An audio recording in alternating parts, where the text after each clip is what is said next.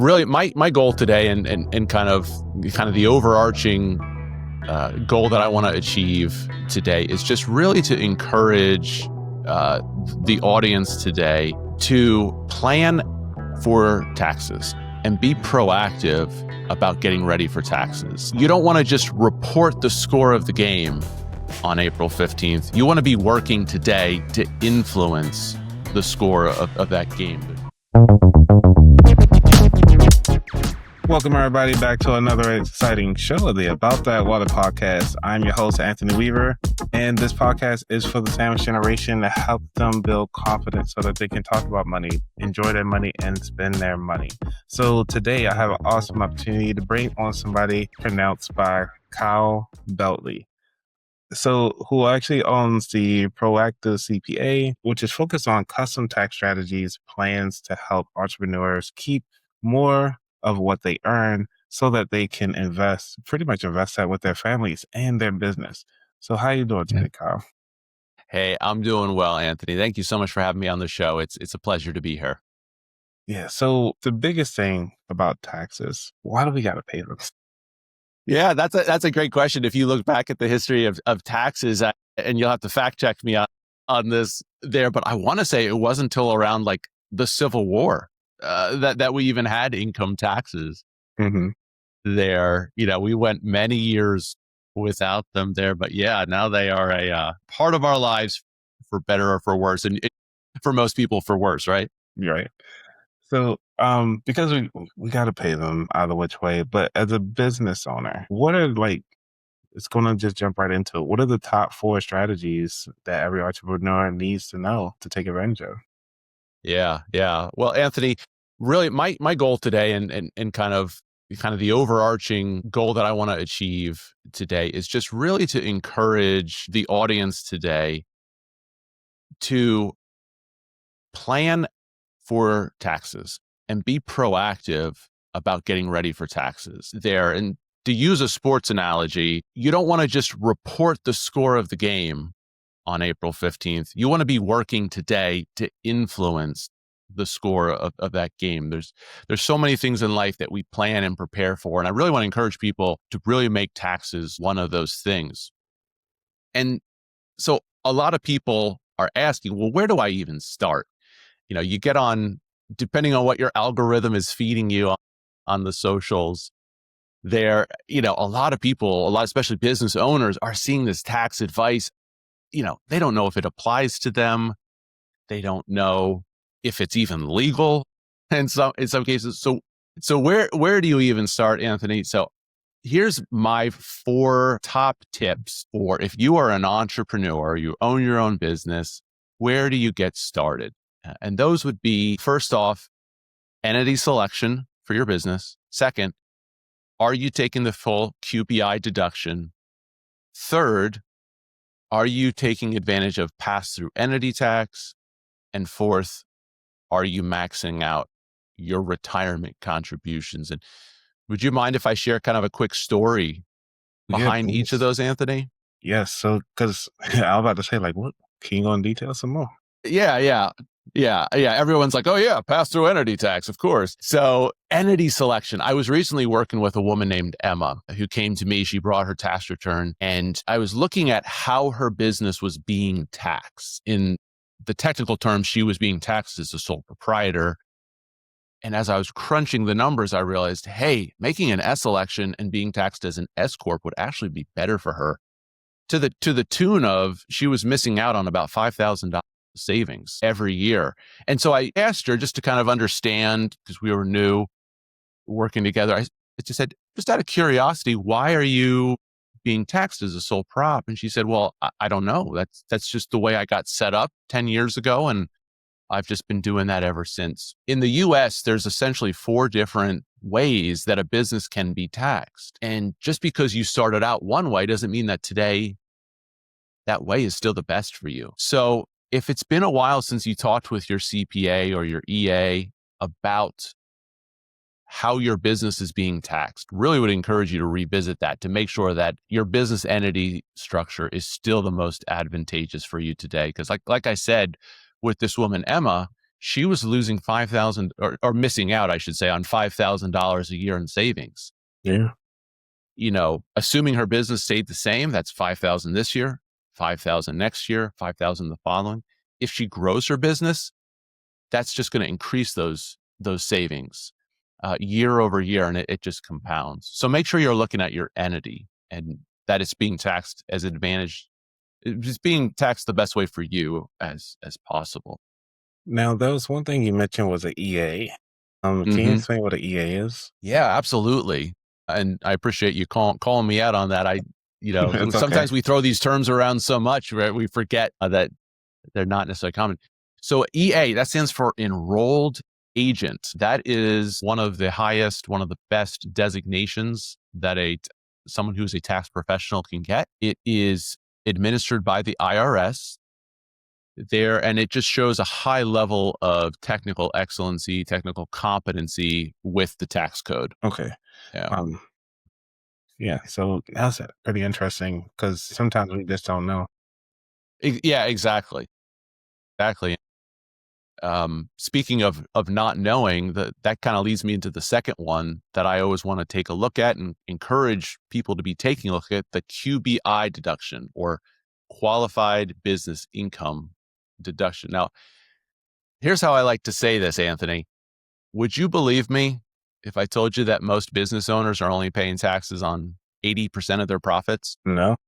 Yeah, it sounds like a TikTok advice that's too good to be true there. But most taxpayers are eligible for the qualified business income deduction, which has a maximum amount of 20% of your business profits there. Thus, if you're able to max that out, you're essentially only paying that tax on 80%. It's a very nuanced rule. There's a lot of layers to it, and it's very easy for people not to be getting that full 20%. To tell you another story, my firm had someone come through our doors, say, "Hey, I'd like to get a quote from you on preparing my taxes next year." Great. Let's see a copy of last year's return, get a sense of what we're working with. There was no QBI deduction whatsoever. And we said to him, just out of curiosity, why didn't you take QBI? He said, well, I self-prepared my return and I didn't know that was a deduction out there. It was $25,000 for this individual that they were missing out on just because they didn't know about that. So it's a deduction that most people are eligible for. A great place to start is just making sure you're getting that full 20% there. Okay. So now this is just for the business owners, right? To make sure that we get that. Okay. That's something that that's correct. But again, maybe you have a business doing $5 million of revenue a year. Maybe you've got an Etsy shop doing $500 a year. Either way, both of those businesses are likely going to be eligible for that deduction. So regardless of how big your business might be, make sure you're taking advantage of that. Yeah. All right. Well, I need to look that up for my podcast. That's right. Yeah. Make sure you're getting that there. So we talked about entity selection. We talked about QBI. The third one, pass-through entity tax. Okay. So man, that's a mouthful. I'm just going to call it P-TET. Okay. That is a deduction for people who are in a state that has state income tax. So all my friends in Florida, Texas, you can go refresh your coffee real quick while we talk about this. But then B, are you in a state that has passed a law allowing P-TET? For example, I'm in Pennsylvania, and Pennsylvania is one of the few remaining states that has not put out a P-TET law. So for the rest of the country, there's a total of 36 states that have implemented this, and then there's a number of states that don't even have income tax. So the majority of the states are taking advantage of this. To give some context, by default, for most taxpayers who own their own business, the default is that the business taxes are being paid on your personal tax return. What P-TET allows you to do is have the business directly pay those taxes to the state. Now, why would we want to do this? Well, it doesn't change the amount of state income tax your business owes. But what it does allow you to do is take a business deduction for those taxes, thus lowering the amount of profit you show at the federal level. Many people are familiar with the SALT cap. SALT stands for state and local tax. So if you're itemizing on your 1040, up until 2024, you were limited to $10,000 of state and local tax deductions. Now with the One Big Beautiful Bill Act, it's going to jump up to $40,000 a year. But for many people running really successful businesses, their state income taxes from their business far exceed that. And so the P-TET allows you to bypass that cap and fully deduct all of your business's taxes. And just to kind of give some color to this, Anthony, I'm working with a prospect right now where if she was not taking advantage of P-TET, I'm going to switch her over to take advantage of that. And simply by making one little election, we're going to save her $15,000 a year on her taxes by allowing her to fully deduct all of her business taxes. So again, if you're in a state with income taxes that allows for a P-TET election there, make sure you're working with your tax pro to make sure your business is taking that so that you're fully maximizing out all of your business taxes. So there. Is that something that we get to ask directly? We're like, hey, did you add the P-TET, or should they know what P-TET is? Well, yeah, in a perfect world, Anthony, your tax professional should be coming to you and saying, hey, want you to know you're eligible for this, and I think we should make this election to take this there, but sometimes not. And the reason being is this, in tax history, this is relatively recent that P-TET has come around. And so again, if working with a well-established business there, it's so easy to just do what we did last year, rinse and repeat, and not say like, hey, the tax law changed around here. There's something new that we can be taking advantage of here. And so, yeah, just always good to revisit that with your tax pro, make sure has been evaluated. Okay.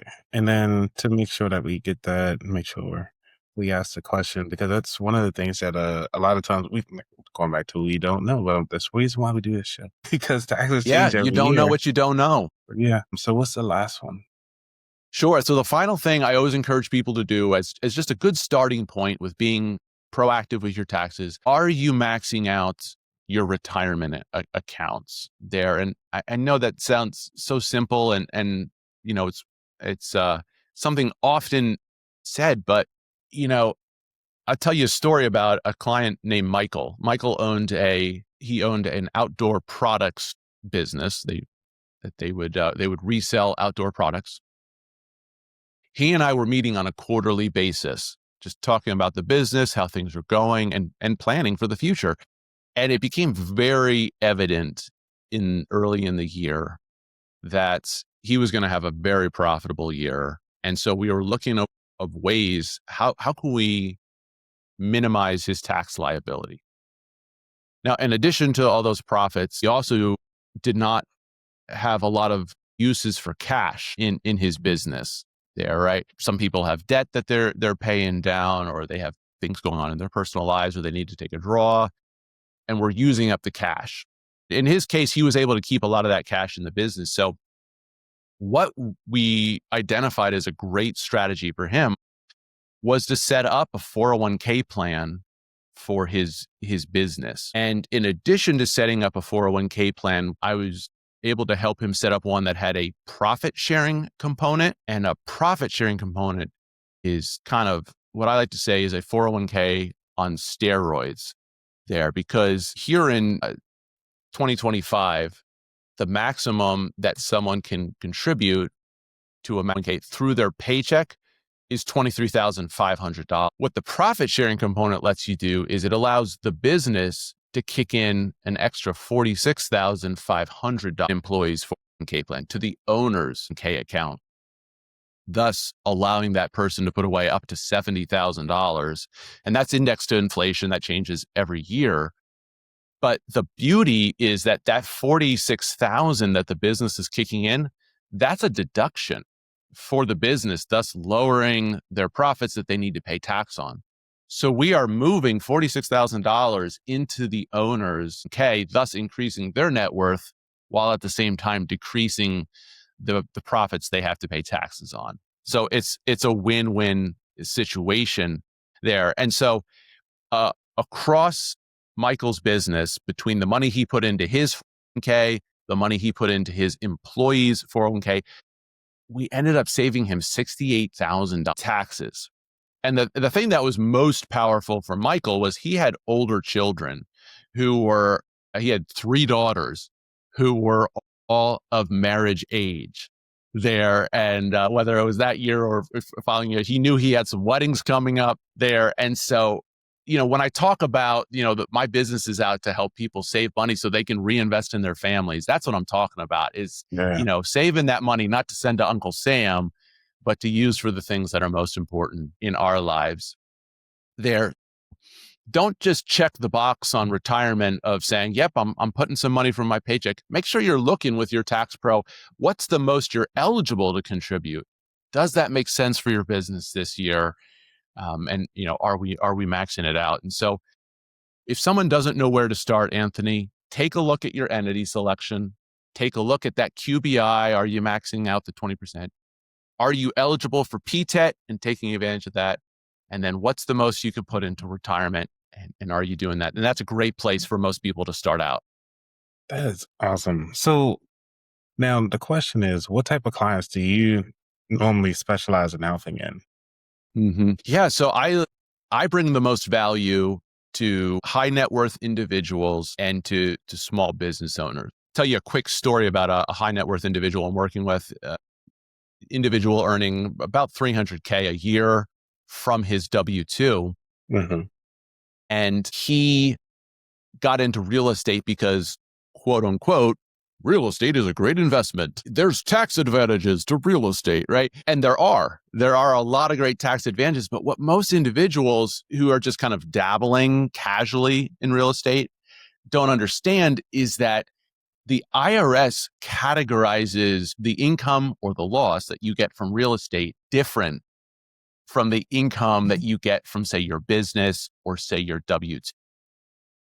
And Anthony, as you know, if you have a loss with real estate, that's called a passive loss, which is different from earned income from a W-2. You can't use a passive loss to reduce your W-2 income there. And so my client here thought he had all these tax deductions he could take, and he wasn't eligible for them there. And so in situations like that, what I like to do is just tell people there, okay, can we raise the rent there so that you have more profit there in the business? Do we need to get some additional rental properties coming along so that we have passive income from property 1 that offsets the passive loss from property 2?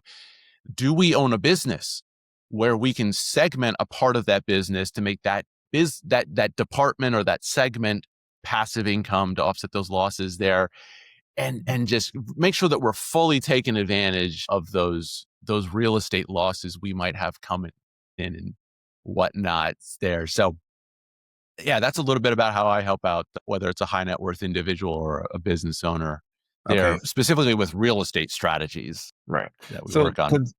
Real estate is very a hot topic item. And one of the things is that I always asked, am constantly asked is, should I put my house inside of an LLC or should I just kind of keep it under my own taxes?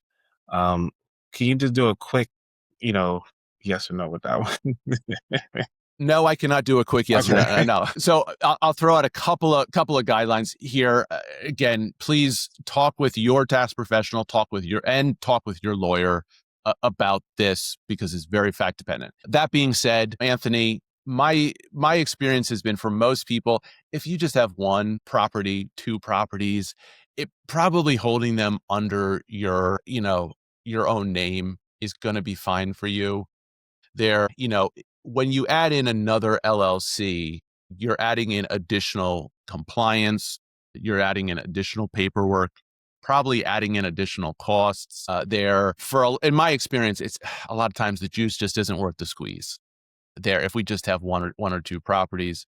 But again, please talk with your lawyer about that, because the key thing with the LLC is not so much of a tax play as it is a risk. It's an element of risk, and just making sure that your assets are properly protected there. And so that's much more of a legal issue than it is an accounting one there. But Okay. hopefully that was still some kind of a quick answer for you there. Yeah, because it kind of wrapping up with that one is that it helps out for people to feel like if they're going to plan on starting, quote unquote, starting a business, what does Hmm. to constitute a business? Because if the business, quote unquote, is making money or is it not making money? Yeah. And then is it worth then should it be a hobby and stop reporting it for your taxes?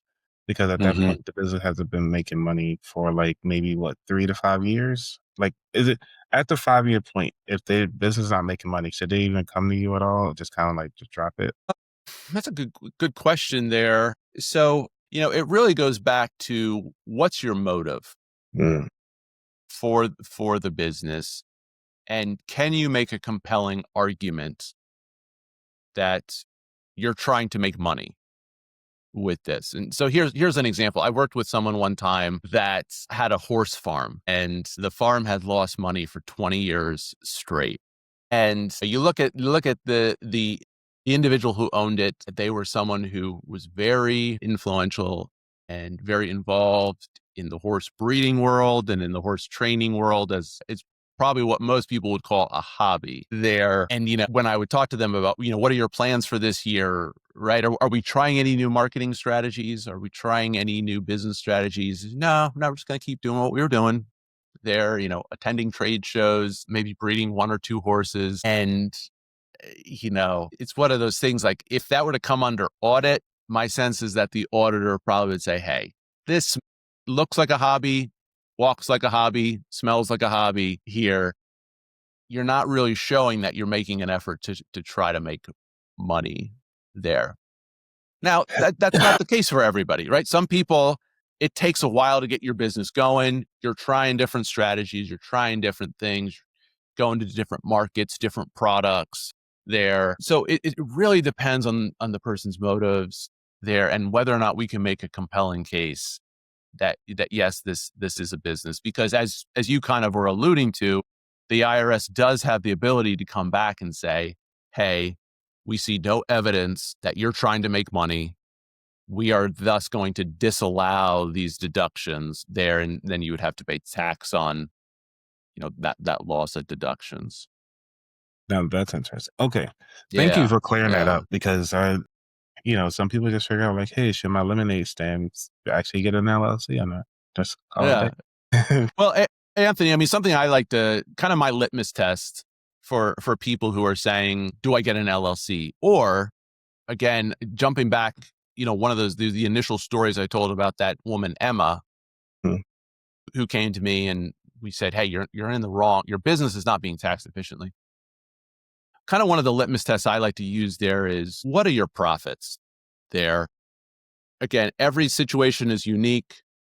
Please talk with your tax pro about your situation to make a decision. But it's been my experience that by and large, if someone has less than $50,000 of profit in their business, being taxed as a sole prop there is going to be the most tax advantage way for you to structure your business. Now, another thing to mention there, people a lot of times will throw out LLC and say, to a lot of people, LLC is just synonymous with owning a business. And that's not necessarily true from a legal standpoint. An LLC is just a structure for legal reasons that states allow you to have for asset protection. And you really want to take a look at your state to understand what the laws are around that. So, for example, people in California, you make $1, even if you lose money in your business. If you have an LLC, you have to pay a mandatory $800 a year fee to the state of California. And so, do you need asset protection? Are you making enough money that an $800 an expense a year is going to be worth it? There, um, are all things to be taking a look at, because some states don't charge that. And, aside from a couple of bucks to set that LLC up, there's not really an expense to do it and whatnot. But kind of bringing this back here, whether I'm holding myself out as is Kyle Beltley or Kyle Beltley LLC there, if I'm making $500 a year off my Etsy shop Right. there, it's going to be taxed this the same way. The LLC really doesn't play into the taxes at that kind of those early levels. So just to kind of circle back, bring that together, if you're making less than $50K a year, they're probably being taxed as a sole prop is probably going to be the best bet for you. Awesome. So, we're just going to move on to the third segment. Thank you for clarifying that up because Yeah. I can definitely reference this episode because a lot of people do be asking, like, should I start an LLC? Is this an LLC? Listen to the episode. Just go back Yeah, to Kyle. exactly. Just look at the Kyle, and let's get it going. So, what is the future of proactive CPA? What is the future of proactive CPA? There, that is a good question. There, if you don't mind, Anthony, man? I feel like I could go in a lot of different directions. Okay. With that, tell me a little bit more. Yes. What prompted you to ask that question? Well, because you talk about like how you work with hiring people, and then also you said small business owners. But considering that the way how a lot of people are actually either going out of business, people are actually getting laid off their jobs to start LLCs, and they are pretty much micro small businesses. Do you feel that there's going to be a shift in your clientele within the next year or two? Anthony, no, I don't anticipate a shift, at least not for the reasons, not due to reasons of, say, unemployment or economic reasons. Honestly, the thing that am most concerned about today in terms of a shift is how artificial intelligence is going to be shaping what jobs look like in the next 5 to 10 years. What jobs are going to be eliminated, what jobs are going to be elevated, and what jobs are going to be created. And, I spent many, many years of my life helping people who ran marketing agencies where they were providing blogging services. They were providing SEO services. They were providing marketing strategies there. Those are all things very much in the crosshairs of AI today. I heard a conversation with an owner recently who said, I've got 3 writers on staff at my marketing agency. I'm probably going to just only need one going forward there. And so if I specialize in marketing agencies, what is that going to look like there? And so I think that maybe who I work with is going to shift and change in the future. But Anthony, as I've studied AI and studied history, we are an incredibly resilient species, and we have always found a way to adapt every time new technology comes and to shift. And I know that's going to happen again. And the people who are watching this and who are prepared for this and are going to be the people to use a historical analogy, going back to the gold rush, people who were going for the gold, a lot of them lost money, but the people selling the pickaxes, the people selling clothing and supplies, they all made a good amount of money on that. Who's going to be selling the pickaxes? Who's going to be selling the supplies here for those riding the wave of AI there? I still think there's going to be tons and tons of small businesses out there to continue to serve in the future. So is there anything you want to leave the listener with before we dive into the final 4 questions? Yeah. So one of the questions I get asked a lot is, when should I start planning for my taxes? When should I start preparing? And Anthony, I like to say, you need to start planning for your taxes on January 1st. From the beginning of the year, be thinking about your business and how the changes in your business are going to be affecting your taxes there, and talk with your tax professional throughout the year. Keep them appraised of what's going on with your business. Find out if there's any new changes to tax laws that could affect you there. because as I said at the top of the show, once you get to April 15th, really the only thing you can do is report the score of the game and kind of jot down what happened in the prior year there. It's only in the middle of the year that you actually have the ability to make moves to influence and to bring down your tax burden. So start planning and get proactive. Okay, did that. Thank you. Right. Hey, you ready for the fun four? Yeah, let's do it. I love this part.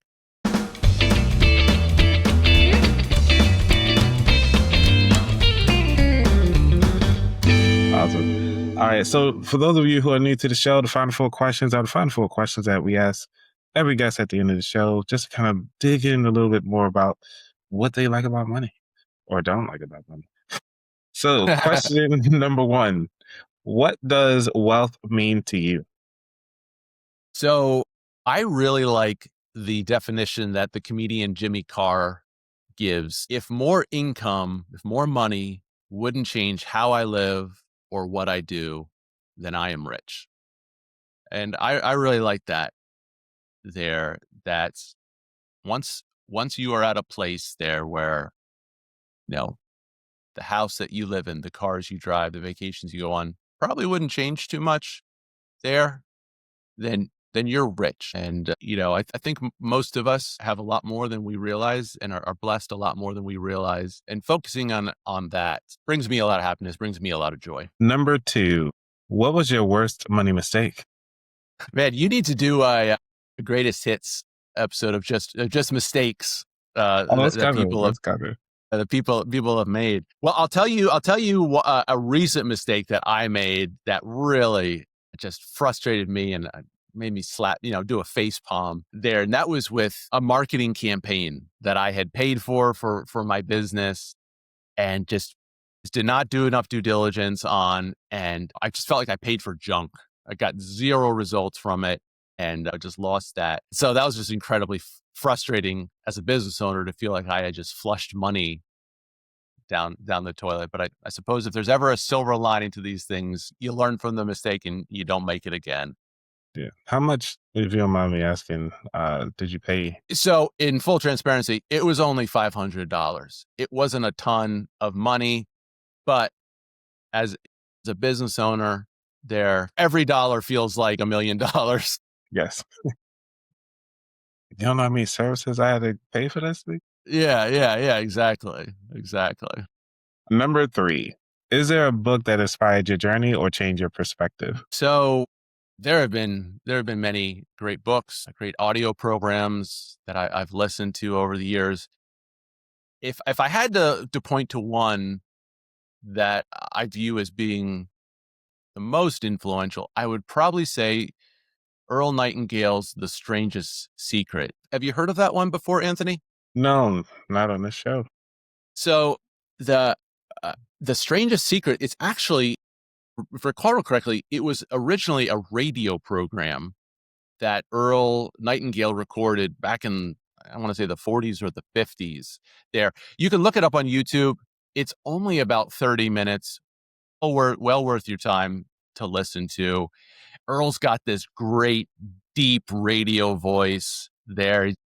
It sounds so good there. And you got that crisp analog sound from yesteryear. But the reason I like to cite The Strangest Secret is because it was really the first time that I was exposed to the power of positive thinking, the power of having goals, and the power of really being focused with what you think about. To give away, spoiler alert, The Strangest Secret, Earl says, we become what we think about most of the time. And that was really one of the first times I was ever exposed to those concepts there. And yeah, even to this day, I still find it as a great reset if I need a little motivation or just kind of feeling stuck in business. So yeah, really encourage people to check that out. Strangest Secret, Earl Nightingale.